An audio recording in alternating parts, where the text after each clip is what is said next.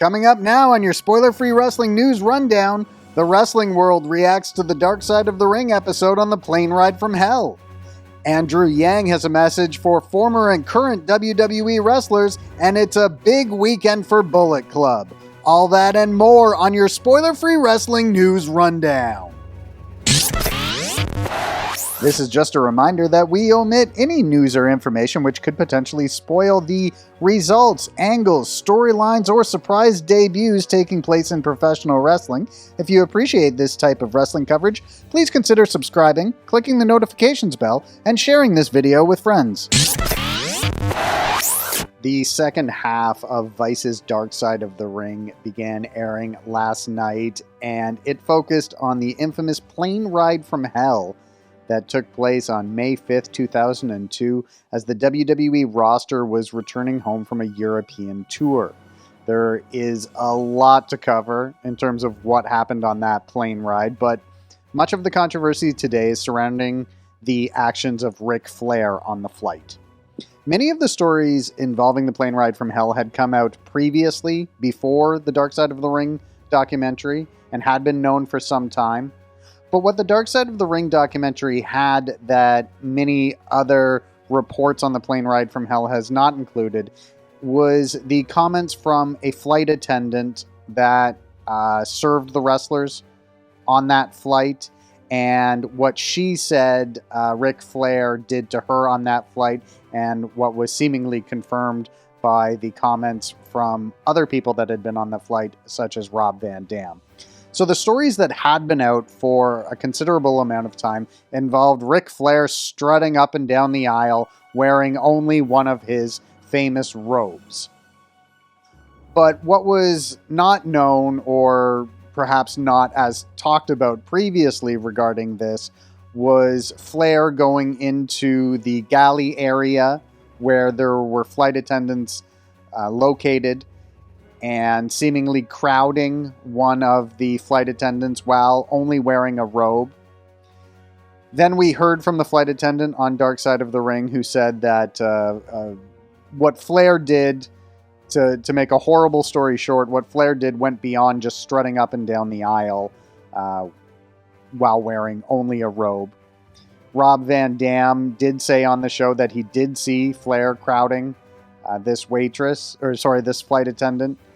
And it was said that Dustin Rhodes was the one who came up and took Flair away from the flight attendant. Naturally, many people are having very strong reactions to the episode and posting their comments online. Those are now flashing up on your screen currently. Tommy Dreamer is getting a lot of blowback for comments that he made on the episode. Dreamer seems adamant with the comments that he made that all Flair did was strut up and down the aisle while wearing only a robe. However, considering the other allegations that are being made about Flair, Dreamer does come off as though he's defending Flair's behavior or trying to downplay Flair's behavior. Dreamer is a co-host of Busted Open Radio. Dreamer is not on Busted Open Radio this morning. It was addressed very briefly, and the hosts of Busted Open Radio have said that they are not taking calls on the matter. So we'll see what happens. As of this recording, Tommy Dreamer hasn't said anything about last night's episode of Dark Side of the Ring, but Ric Flair did talk about it during an earlier episode of Renee Paquette's Oral Sessions podcast that took place before the Dark Side of the Ring episode aired.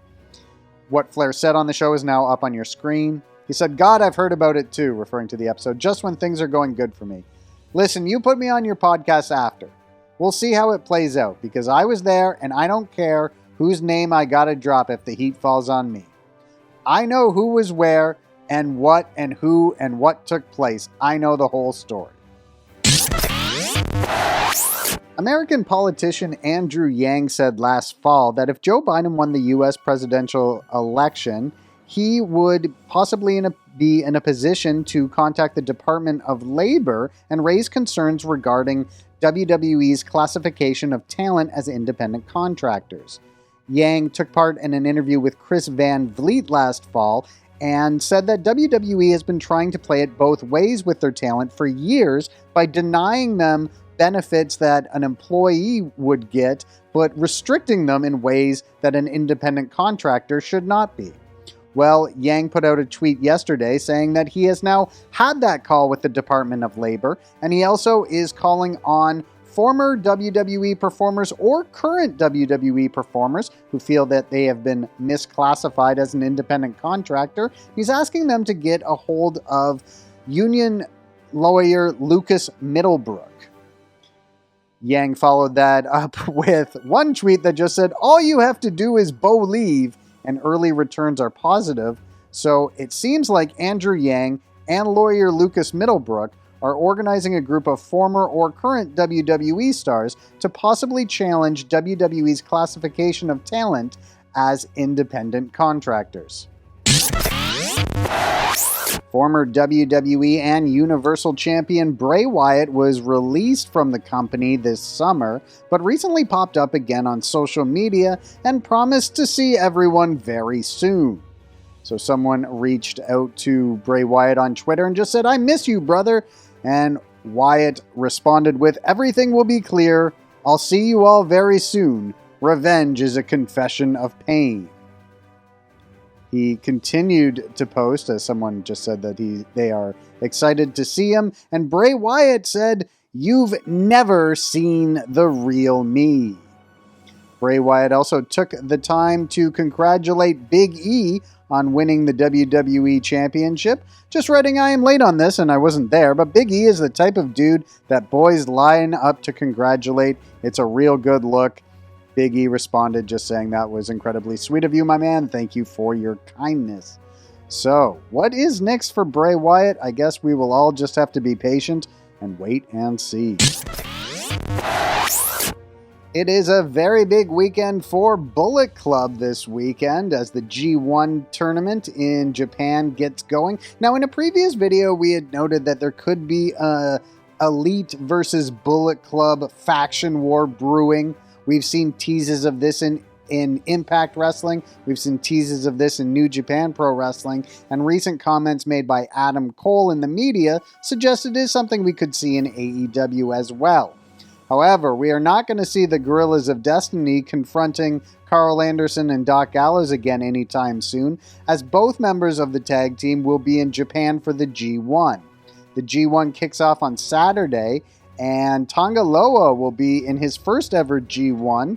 He'll have his first match there on Saturday, and he will face the Great Okan. Tama Tonga is in the B block, and he will face Sonata on his first night in the G1. But then their little brother Hikuleo has two big matches that will both air on Saturday night, although they were both taped previously. He will be in the main event of New Japan Strong, which will make its debut in a new time slot on Saturday nights. Hikuleo will face Juice Robinson in a tables match in the main event of that show. Also, Bullet Club will be in action on Impact Wrestling's Victory Road, which will air on the Impact Plus app on Saturday night.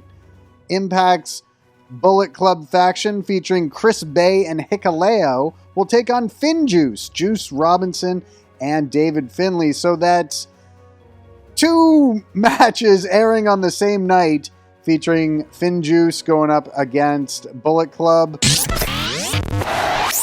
There is a lot of wrestling taking place this weekend. As previously mentioned, New Japan Pro Wrestling kicks off the G1 tournament on Saturday. They'll also have an episode of New Japan Strong airing at 10 Saturday night. On Friday, WWE presents an episode of SmackDown from Knoxville, Tennessee. Here is what they have advertised for the show. There will be a special homecoming celebration for SmackDown Women's Champion Bianca Belair. Seth Rollins is advertised to answer for his heinous actions against Edge tonight. And in the only match announced for tonight's SmackDown, Rick Boogs will take on Robert Roode. AEW Rampage will also air tonight. This show was taped after Dynamite on Wednesday night in the Prudential Center in New Jersey. 3 matches have been scheduled for the show. For the TNT Championship, Miro will defend against Fuego del Sol after Fuego del Sol challenged Miro to a match and put his brand new car on the line as well. In singles action, The Bunny will take on Anna Jay, and Anna Jay has told the rest of the Dark Order to stay in the back, aside from her good friend Ty Conti, as she is growing frustrated with all the dissension within the ranks of the Dark Order. For the AEW Tag Team Championships, the Lucha Bros will defend against the Butcher and the Blade, and also AEW is advertising that we will hear from both Bryan Danielson and Kenny Omega on tonight's show. And finally, Impact Wrestling presents Victory Road on Saturday night. Here is what they've got scheduled for the event. Matt Cardona is going to take on Rohit Raju. Taylor Wilde will take on Tennille Dashwood. Steve Macklin will face Petey Williams and TJP in a triple threat. Moose and W. Morrissey will team up to take on the rivals turned teammates Eddie Edwards and Sami Callihan. As previously mentioned, Impact's Bullet Club faction of Chris Bay and Hikuleo will team up to take on FinJuice. For the Knockouts Tag Team Championships, Decay, Rosemary, and Havoc will defend against Tasha Steelz and Savannah Evans. For the X Division Championship, Josh Alexander will take on Chris Sabin. For the Impact Tag Team Championships, Carl Anderson and Doc Gallows will defend against Rich Swann and Willie Mack, and in the main event for the Impact World Championship, Christian Cage will defend against Ace Austin. And with that, you are completely up to date on everything that's making headlines in the world of professional wrestling, minus anything which could potentially spoil future storylines, shows, match results, angles, or surprise debuts for you. I'm your host, Gentleman Ian, for Spoiler Free Wrestling.